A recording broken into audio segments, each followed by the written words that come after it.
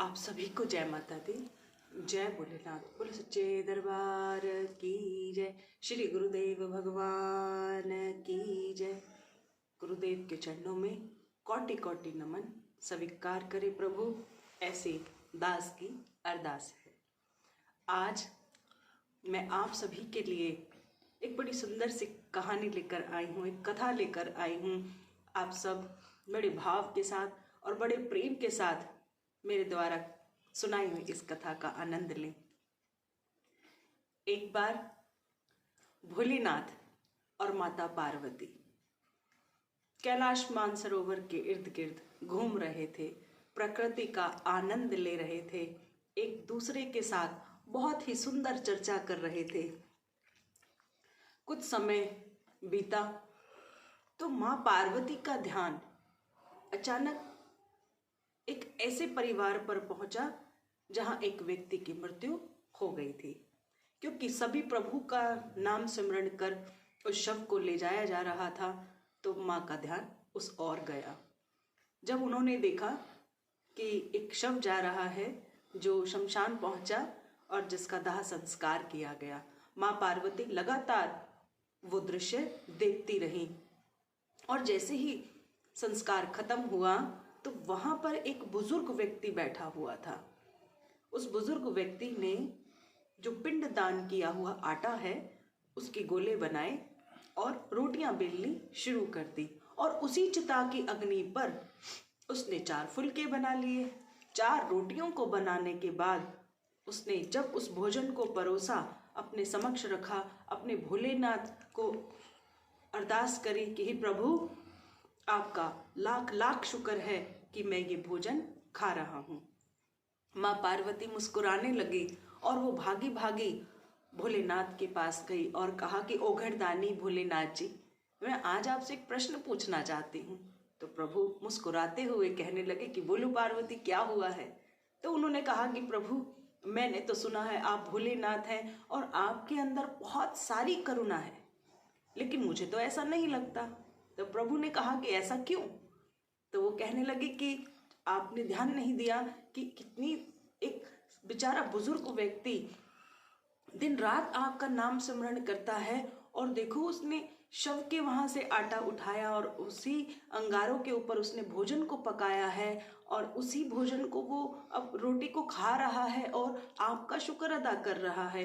प्रभु, क्या ये ठीक है कि जो बच्चे इतनी आपकी भक्ति करते हैं, इतना आपके अथाह प्रेम रखते हैं, दिन रात आपका नाम सिमरण करते हैं, अगर उस बच्चे को 2 वक्त की रोटी इस प्रकार से मिलेगी तो समाज और संसार क्या कहेगा। आपकी भक्ति पर तो दोष लग जाएगा कि ये कैसी भक्ति है प्रभु, जहाँ भक्त भक्ति करने के बाद शमशान में बैठकर भोजन कर रहा है। तो ऐसी भक्ति तो लोगों को समझ में नहीं आएगी। तो आप कुछ भी करें, कुछ मर्जी करें, लेकिन आप एक काम करें कि आप उसके लिए कुछ व्यवस्था करें। यहाँ तक कि जो भी इस पूरे संसार में, पूरे विश्व में जो आपका नाम सिमरण करता है, आप उनकी मनोकामना पूर्ण करें और उनको बहुत सुख, ऐश्वर्य और सुविधा सब कुछ आप उन्हें उपलब्ध कराएं, क्योंकि ये आपकी भक्ति के लिए बहुत अच्छा है। इससे बच्चे जो हैं आपकी और भक्ति करने लग जाएंगे। तो प्रभु बड़े ही मुस्कुरा कर बोले कि हे प्रिय पार्वती, तुम्हें क्या लगता है, अगर तुम्हें जरा भी मेरी भक्ति के प्रति कोई शक है तो तुम एक काम करो, उसी बूढ़े व्यक्ति के पास चली जाओ और अगर वो सुख सुविधा मांगता है तो जो तुम कहती हो मैं उस कार्य को परिपूर्ण कर दूंगा।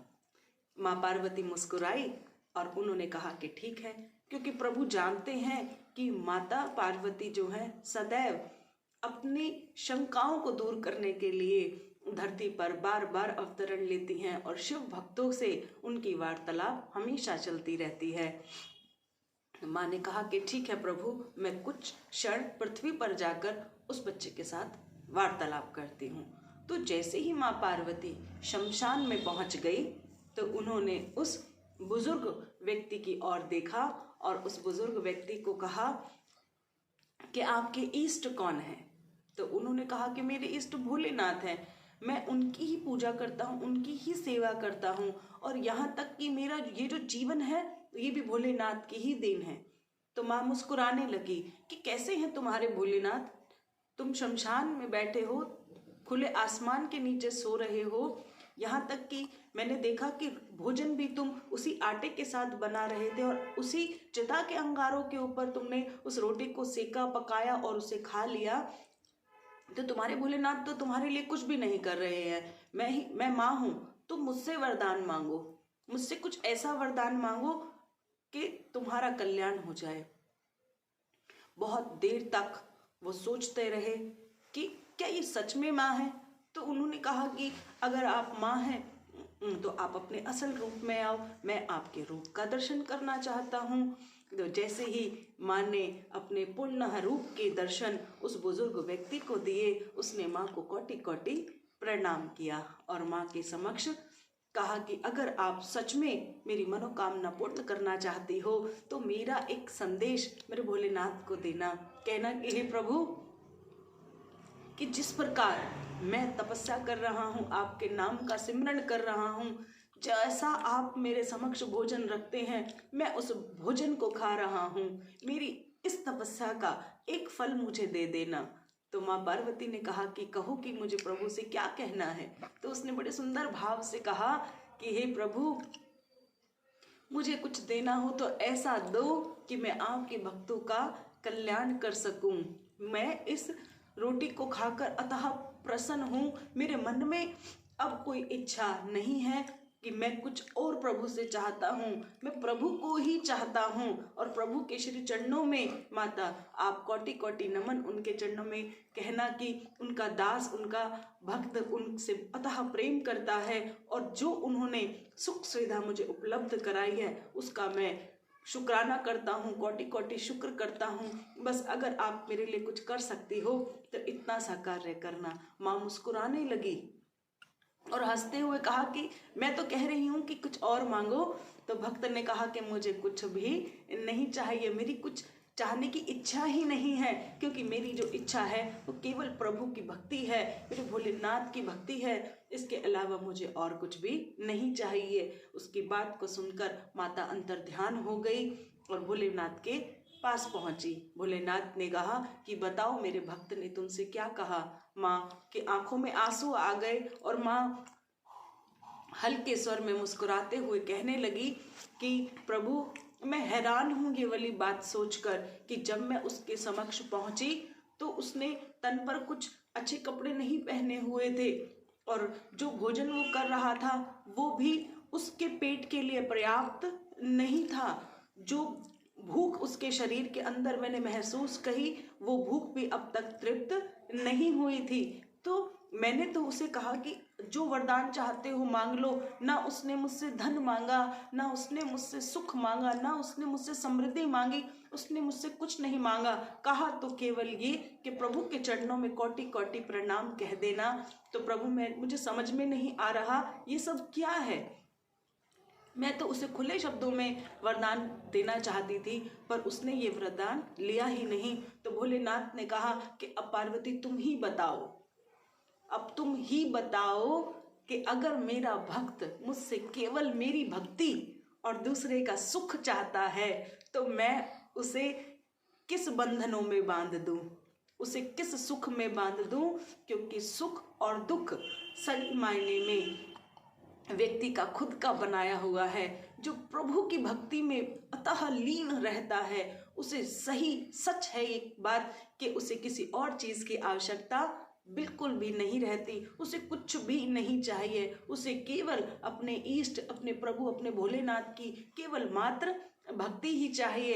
अनेकों बार भक्त की परीक्षा होती चली आ रही है। माँ पार्वती, भोलेनाथ अक्सर अपने भक्तों की परीक्षा लेने धरती पर अवश्य आते हैं, लेकिन प्रभु ने कहा कि जब कोई मेरी भक्ति करता है तो वो भक्ति में ही इतना लुप्त हो जाता है, उसे कोई और चीज की आवश्यकता नहीं रहती, उसके मन में भी कोई इच्छा नहीं रहती, वो मुझसे कुछ नहीं मांगता, वो केवल मुझसे भक्ति चाहता है और दूसरों का कल्याण चाहता है।